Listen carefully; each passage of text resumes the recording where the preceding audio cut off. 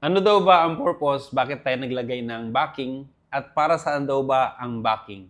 At bakit nylon yung ating ginamit sa ating backing? Maraming dahilan bakit tayo naglalagay ng backing. Tulad dito, itong ating fishing reel na to. Tignan nyo. Gumagalaw na mismo yung nylon dito sa ating spool. Itong reel na to ay walang backing na fluoro or nylon. At ang nilagay lang natin dito noong bago ay tape. So, nung nagtagal na, at itong reel na to ay almost 4 years na, so nababasa, so lumuwag na yung pagkaka-spool, kaya ganyan na. So, ang gagawin natin dito mga idol, tatanggalin natin at maglalagay tayo ng backing sa loob. At isa pa, bakit tayo maglalagay ng backing? Kung mapapasin nyo, itong reel natin na to ay underspool na.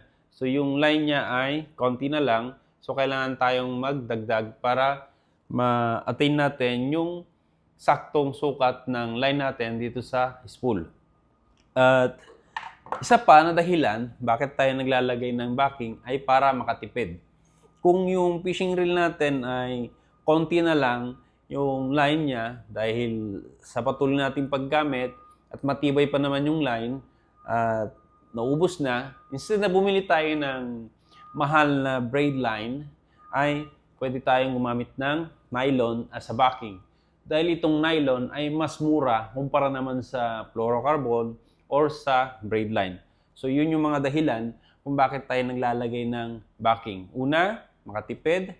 Pangalawa, para hindi dumulas o dumausdos yung ating braid line sa spool. At yung pangatlo ay dagdag na ninyo sa comment section yung pangatlo kung may mga dahilan pa kayo kung bakit kayo nagbabacking sa inyong mga fishing reel. So, yun lang idol. At sana nasagot ko yung iyong katanungan, bakit at para saan yung paglalagay natin ng backing sa ating fishing reel.